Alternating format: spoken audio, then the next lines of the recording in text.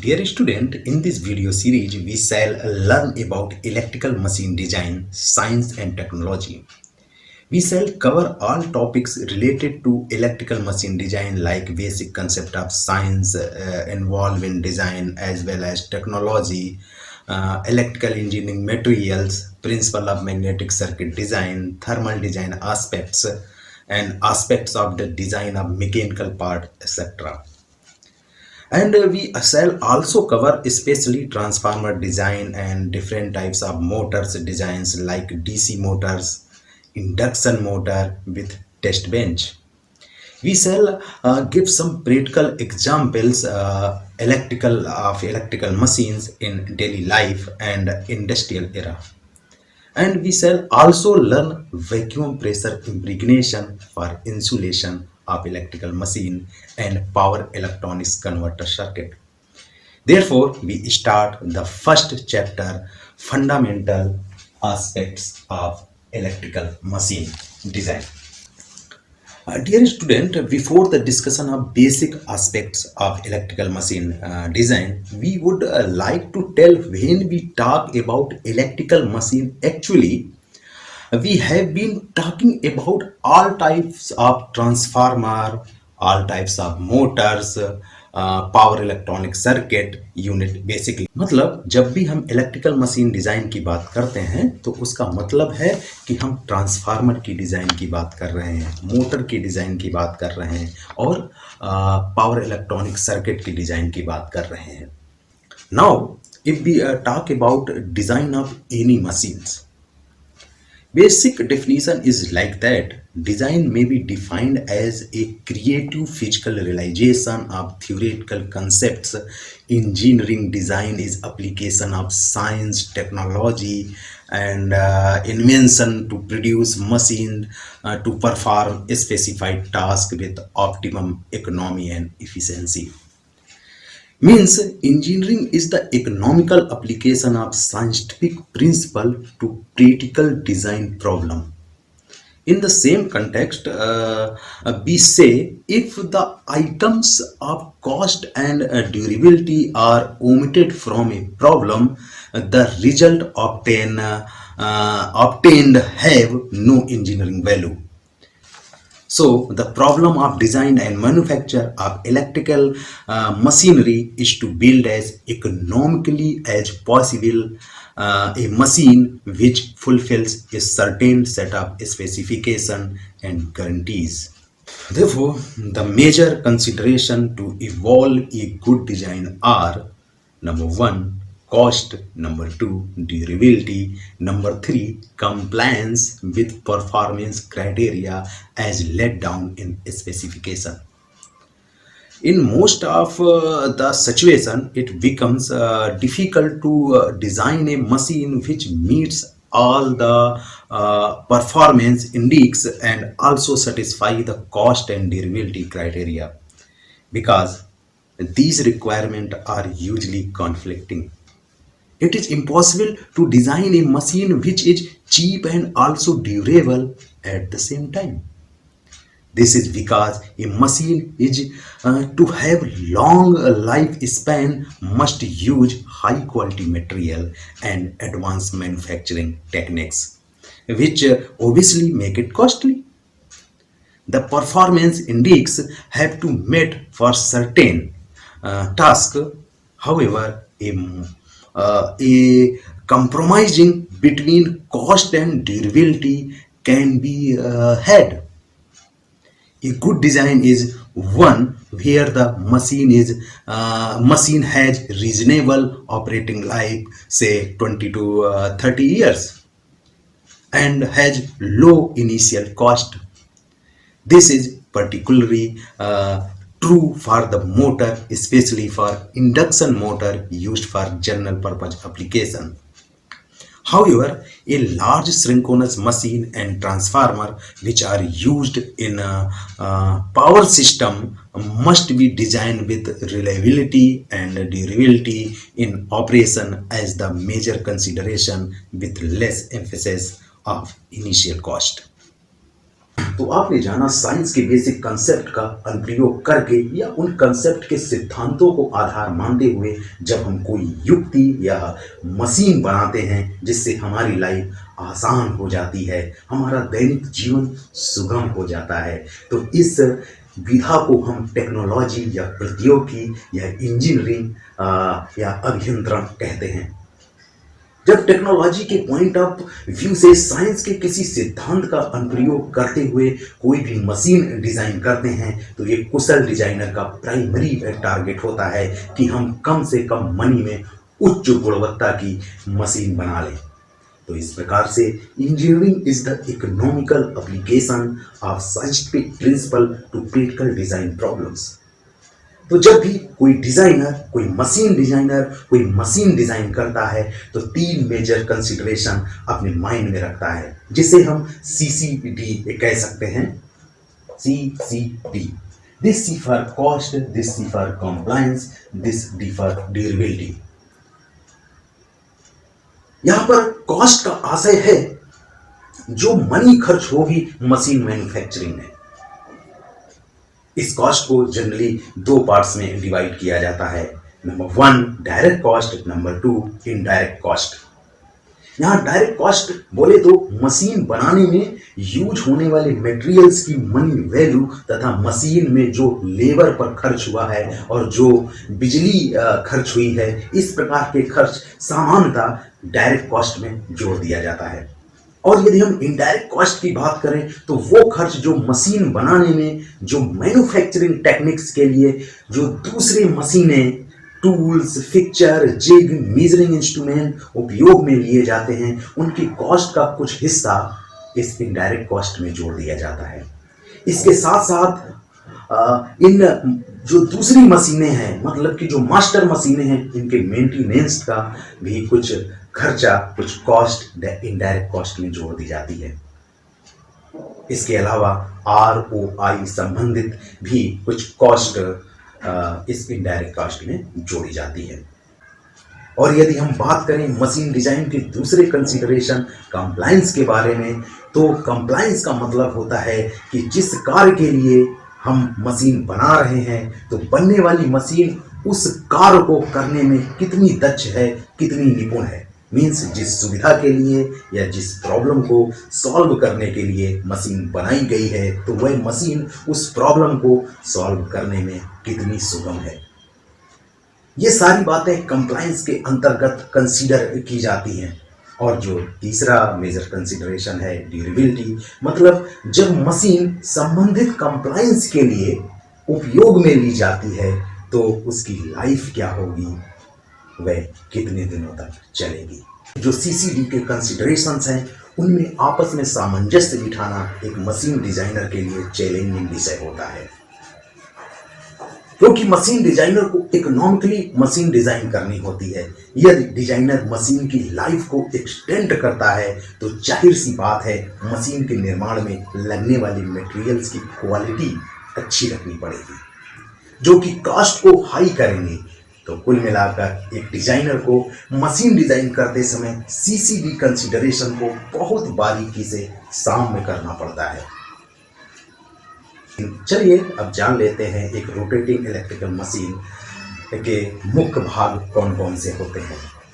इसके लिए हम एक सिंबॉलिक पिक्चर अभी बोर्ड में ड्रॉ करेंगे, खींचेंगे, फिर हम इसके मुख्य भागों की चर्चा करेंगे। इसके बाद CCD को और जस्टिफाई करने के लिए एक मोटर डिज़ाइन का एक एग्जाम्पल लेंगे, जिससे आप CCD को और बेहतर से समझ पाएंगे। इसके साथ साथ इलेक्ट्रिकल मशीन डिज़ाइन में कौन कौन से साइंस के बेसिक प्रिंसिपल, कौन कौन से विज्ञान के मूल सिद्धांत इस्तेमाल होते हैं, उसके बारे में चर्चा करेंगे।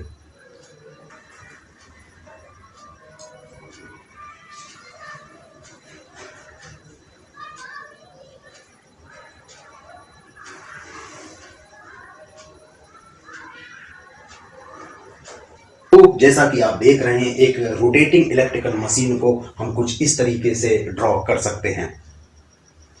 यहाँ पर ये जो पार्ट आप देख रहे हैं ये है सैफ्ट, और ये जो अंदर का पार्ट है जो सैफ्ट के साथ में जुड़ा हुआ है इसको रोटर कहते हैं। ये बाहर का ये जो पार्ट है इस वाइंडिंग समेत, इन वाइंडिंग समेत इसको स्टेटर कहते हैं। और ये जो यहाँ पर मैंने जो दिखाया है कोर्स, इनको कोर्स भी बोलते हैं, स्टैंपिंग भी बोलते हैं और लैमिनेशन भी बोलते हैं। यहाँ पर ये बेयरिंग है और ये यहाँ पर आप देख रहे हैं कि एक एयर गैप है किसके किसके बीच में, रोटर और स्टेटर के बीच में एक एयर गैप है। ये बहुत इंपॉर्टेंट है, आगे हम इस पे डिटेल से चर्चा करेंगे। तो जैसा कि मैंने बताया कि एक इलेक्ट्रिकल रोटेटिंग मशीन को डिज़ाइन करने के लिए कौन कौन से मुख्य भाग होते हैं, कौन कौन से प्राइमरी पार्ट होते हैं, उनको हम किस तरीके से डिवाइड करते हैं, कुछ ऐसे करते हैं उनको। पहला पार्ट होता है मैग्नेटिक सर्किट, दूसरा पार्ट होता है इलेक्ट्रिकल सर्किट, तीसरा पार्ट होता है डाई इलेक्ट्रिक सर्किट और चौथा पार्ट होता है थर्मल सर्किट और पांचवा पार्ट होता है मैकेनिकल पार्ट्स। तो आइए एक एग्जाम्पल से जान लेते हैं कि एक मोटर को डिजाइन करने में कौन कौन सी इंफॉर्मेशन डिजाइनर को रिक्वायर्ड होती है, मतलब कौन कौन सा डेटा एक डिजाइनर को रिक्वायर्ड होता है, जरूरत होता है। तो मान लेते हैं कि एक इंड यूजर है, वो एक डिजाइनर के पास जाता है और उससे कहता है कि मुझको एक मोटर को डिजाइन करवाना है। तो डिजाइनर उस इंड यूजर से बोलता है कि आपके पास में क्या डेटा है, किस टाइप की मोटर आपको डिजाइन करवानी है। तो इंड यूजर बोलता है कि हमारे पास जो डेटा है कुछ इस प्रकार का है कि हमको जो मोटर डिजाइन करवानी है, जो ये हमारा एक इंड यूजर है और ये हमारा एक डिजाइनर है।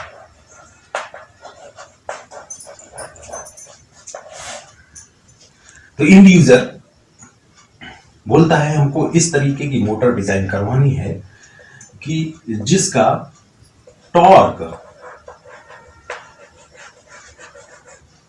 ऑन सेट 1000 न्यूटन मीटर हो और दूसरा डेटा जो इंड यूजर के पास होता है माउंटिंग्स डायमेंशंस, कि ये जो मोटर जब किसी असेंबली में लगाई जाएगी तो उसकी जो डायमेंशंस है, माउंटिंग डायमेंशंस क्या होनी चाहिए, ये डेटा हम आपको दे सकते हैं। और जो तीसरा इंफॉर्मेशन ये इंड यूजर डिजाइनर को देता है, वो कहता है कि ये जो मोटर है होगी ये रीजनरेटिव मोड में भी काम करेगी, मतलब कि ये मोटर जो है रीजनरेटिव मोड में भी काम करेगी। तो जो डिजाइनर होता है उसके लिए ये इंफॉर्मेशन जो उसको मिली है एक मोटर डिजाइन करने के लिए, ये काफी नहीं है। तो ये जो डिजाइनर है इस यूजर से और कौन कौन सी इंफॉर्मेशन लेता है उसके बारे में हम अभी चर्चा करेंगे।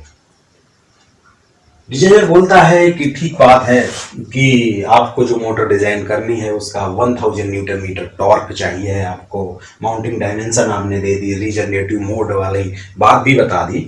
इसके अलावा डिजाइनर इस इंड यूजर से पूछता है कि आपको ये जो मोटर डिजाइन करवानी है ये एसी से चलेगी कि डीसी से चलेगी। इसको जब हम सप्लाई देंगे तो ये अल्टरनेटिंग करंट से चलेगी कि डायरेक्ट करंट से चलेगी। तो ये यूजर बोलता है कि एसी से चलेगी। नंबर 2, ये जो डिजाइनर है इन यूजर से पूछता है कि इस मोटर का आरपीएम क्या होगा। जनरली जो आरपीएम होता है, वो जो स्पीड होती है, वो मोटर की जो शाफ्ट की स्पीड होती है वो ऐसे डिनोट करते हैं 120 F डिवाइडेड बाई P। यहाँ पर F एसी की सप्लाई फ्रिक्वेंसी है, P मोटर के नंबर ऑफ पोल्स हैं। ये जो स्पीड होती है ये इसको ns के नाम से जाना जाता है, मतलब कि सिंक्रोनस स्पीड। तो रियल में जो शाफ्ट पे स्पीड आती है इससे थोड़ी सी कम आती है स्पीड। तो एंड यूजर बोलता है कि हमको जो आरपीएम चाहिए वो 2000 आरपीएम चाहिए।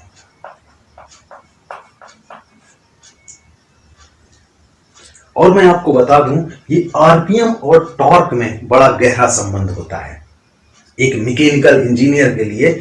कि अगर हम बात करें तो आरपीएम और टॉर्क में गहरा संबंध होता है। आगे के चैप्टर्स में इस पे हम डिटेल से डिस्कशन करेंगे। मतलब अगर हम किसी भी सेप्ट का या किसी भी अरेंजमेंट के हम आरपीएम बढ़ा देते हैं तो टॉर्क कम हो जाता है, मोटे तौर पे ऐसा कहते हैं। और अगर टॉर्क हमको बढ़ाना है तो आरपीएम को कम करना पड़ता है। ये जो होता है ये गियर्स की मदद से होता है, इस पे बाद में हम चर्चा करेंगे। तो डिजाइनर एक ये आरपीएम का जो क्वेश्चन होता है ये यूजर से पूछता है। तीसरा जो क्वेश्चन पूछता है, तीसरी जो जानकारी लेता है, कहता है कि ऑपरेटिंग वोल्टेज कितना होगा। भाई ये जो मोटर चलेगी इसका ऑपरेटिंग वोल्टेज कितना होगा, मतलब किस वोल्टेज में ये आप मोटर को चलाएंगे। तो बोलता है कि जो ये 3 फेज की ये मोटर है तो 800 वोल्ट फेस टू फेस, मतलब कि फेस टू फेस 800 वोल्ट हमको सप्लाई हम इस मोटर को देंगे। चौथा जो क्वेश्चन पूछता है इन यूजर से ये डिजाइनर के, ये हम जो पावर सोर्स इस्तेमाल करेंगे इसमें, पावर सोर्स वो कैसा होगा, फिक्स्ड फ्रीक्वेंसी टाइप होगा या वेरिएबल फ्रीक्वेंसी टाइप होगा। और जो पांचवा क्वेश्चन इंफॉर्मेशन लेता है वो कि इसका यूज ऑफ फ्रीक्वेंसी क्या होगा। ये जो मोटर आप बनाएंगे इसकी यूज ऑफ फ्रीक्वेंसी, मतलब कि जब हम इस मोटर का इस्तेमाल करेंगे तो उसको किस फ्रीक्वेंसी में इस्तेमाल करेंगे। कंटिन्यूअस चलाते रहेंगे कि कुछ रोकेंगे फिर चलाएंगे, तो उसका यूज ऑफ फ्रीक्वेंसी क्या होगा। और जो छठवां क्वेश्चन पूछता है ये डिजाइनर इनसे, इन यूजर से, कि ऑपरेटिंग कंडीशंस क्या होंगी। ऑपरेटिंग कंडीशंस क्या होंगी, मतलब कि इस मोटर को जब हम उपयोग में लाएंगे, यूज करेंगे, तो क्या हमेशा कंटिन्यूअस जो टॉर्क की जरूरत होगी 1000 न्यूटन मीटर होगी, या कभी कम होगी या कभी ज्यादा होगी। और इस मोटर को आप कौन से एनवायरमेंट में यूज करेंगे, मतलब कि एम्बिएंट टेम्परेचर कितना होगा, और इस मोटर को आप कहां यूज करेंगे। ऐसा तो नहीं इस मोटर को आप मार्स में यूज कर रहे हैं, मून में यूज कर रहे हैं। तो एक डिजाइनर को ये सब भी समझना पड़ता है, इसका भी डेटा उसको जरूरत होता है एक मोटर को डिजाइन करने के लिए। और जो सातवां इंफॉर्मेशन लेता है एक डिजाइनर इन यूजर से, कि आपको ये मोटर का लाइफ कितना चाहिए, मतलब कि ड्यूरेबिलिटी कितनी चाहिए है। और जो आठवां क्वेश्चन इंफॉर्मेशन लेता है वो कहता है कि ये जो मोटर आप बनवा रहे हैं ये किसके लिए बना रहे हैं, आप इसको कहां यूज करेंगे। यूज्ड फॉर,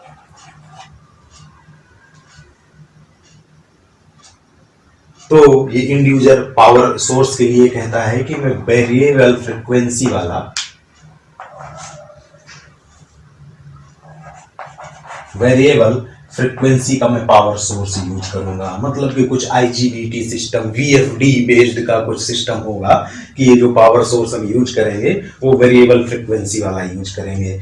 और यूज ऑफ फ्रीक्वेंसी, जो फ्रीक्वेंसी का यूज होगा वो 100% मान लो, जब से मोटर को इंस्टॉल कर दिया जाएगा तब से वो मोटर बराबर रन करेगी, कंटिन्यूअस रन करेगी। और जो छठवां है, ऑपरेटिंग जो कंडीशंस होंगी वो कंडीशन बड़ी रैंडम टाइप की होंगी। टेम्परेचर जो है वो कहीं बढ़ सकता है, कहीं घट सकता है, और जाहिर सी बात है इसको हम इसी अर्थ पे ही यूज करेंगे। जब बात आती है लाइफ की, तो वो बोलता है एंड यूजर कि मुझे कम से कम 20 ईयर्स लाइफ की मोटर चाहिए। और यूज्ड फॉर की बात आती है तो बोलता है कि मुझे ट्रैक्शन पर्पस के लिए ये मोटर जरूरी है, ट्रैक्शन पर्पस। तो डिजाइनर बोलता है कैसा ट्रैक्शन पर्पस?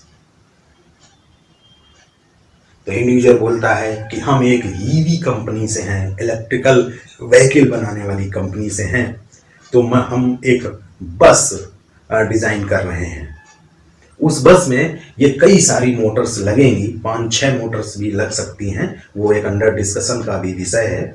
और ये बस जो चलेगी ये बिल्कुल जैसे ट्रेन चलती है, ट्रेन का लोकोमोटिव चलता है उसी ढंग से चलेगी। ओवरहेड कैटनरीज होंगी, उसमें पेंटोग्राफ टच होगा और उसका ट्रैक बनाए जाएंगे। उसके लिए हम एक बस ये डिजाइन कर रहे हैं, उसमें ये मोटर लगेगी। तो आपने जाना कि एक डिजाइनर को मोटे मोटे तौर पर इस टाइप का डेटा इंफॉर्मेशन रिक्वायर्ड होती है एक मोटर को डिजाइन करने के लिए।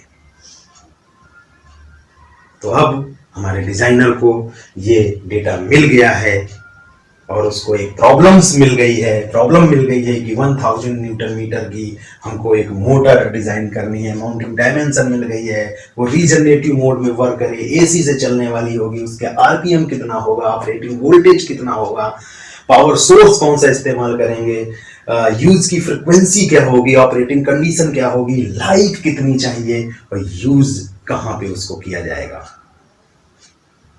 तो अब मशीन डिजाइनर को एक प्रॉब्लम सॉल्व करनी है, मतलब 100 न्यूटन मीटर टॉर्क की एक मोटर डिजाइन करना है, वो भी इकोनॉमिकली, मतलब कम से कम लागत में और दिए गए कंप्लायंस और ड्यूरेबिलिटी में, यानी सीसीडी को मद्देनजर रखते हुए।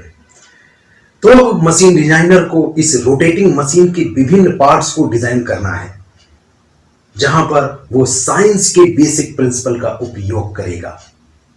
यदि हम बात करें फर्स्ट पार्ट मैग्नेटिक सर्किट की, तो यहां पर डिजाइनर साइंस के IIA कंसेप्ट का अनुप्रयोग करेगा, मतलब इंडक्शन, इंट्रैक्शन एंड अलाइनमेंट। इस IIA पर मैं डिटेल से चर्चा करूंगा, पहले और पार्ट्स के बेसिक साइंस को जान लेते हैं। तो अगर हम बात करें सेकेंड पार्ट की, मतलब इलेक्ट्रिकल सर्किट की, तो यहां पर साइंस के बेसिक रूल्स जो यूज होंगे वो होंगे Ohm's law, Kirchhoff's law, connection rules, star delta वाले और सभी करंट और वोल्टेज संबंधी नियम। और अगर हम थर्मल सर्किट के लिए बात करें कि थर्मल सर्किट में साइंस के कौन से बेसिक प्रिंसिपल इस्तेमाल होंगे, तो उसको हम कहते हैं CCR, मतलब कि कंडक्शन, कन्वेक्शन एंड रेडिएशन। और अगर हम बात करें डाइइलेक्ट्रिक सर्किट में कौन से साइंस के बेसिक प्रिंसिपल इस्तेमाल होंगे, तो वहां पर भी ओम्स लॉ और कैपेसिटर के बेसिक साइंस प्रयोग में ली जाएगी। और मैकेनिकल पार्ट्स के लिए सोम संबंधी सभी गुण, जैसे कि strain, stress, yield, hardness, fatigue, creep, ये सब प्रॉपर्टीज के जो बिहेवियर है ये यूज में लिए जाएंगे। यहाँ पर क्रीप का जो संबंध है वो ड्यूरेबिलिटी से है, और केमिस्ट्री के कुछ chemical composition and chemical bonding संबंधी कुछ नियम अनुप्रयोग में लिए जाएंगे। डियर स्टूडेंट, किसी रोटेटिंग मशीन में जो मैकेनिकल पार्ट्स लगते हैं उनमें स्ट्रेंथ और वेट को संतुलित करना एक डिजाइनर के लिए चैलेंजिंग सब्जेक्ट होता है। वैसे मैकेनिकल पार्ट्स की स्ट्रेंथ मतलब की मजबूती कई घटकों पर निर्भर करती है, लेकिन इन पार्ट्स के टेम्परेचर का वेरिएशन एक अहम मुद्दा होता है। हम स्टील की अगर बात करें तो टेम्परेचर बढ़ने और घटने से स्टील की स्ट्रेंथ में अच्छा खासा प्रभाव पड़ता है। आपको पता होगा कि अगर स्टील का टेम्परेचर बहुत ज्यादा कम कर दिया जाए, मतलब कि माइनस में बहुत ज्यादा कम कर दिया जाए, तो स्टील भुरभुरी बन जाती है। इसीलिए तो टाइटैनिक जहाज की मोटी स्टील की बॉडी बर्फ के कोलिजन से टूट गई थी। और अगर स्टील के टेम्परेचर को ज्यादा कर दिया जाए तो वो डक्टाइल होने लगती है, जिससे डायमेंशनल चेंज आ जाते हैं।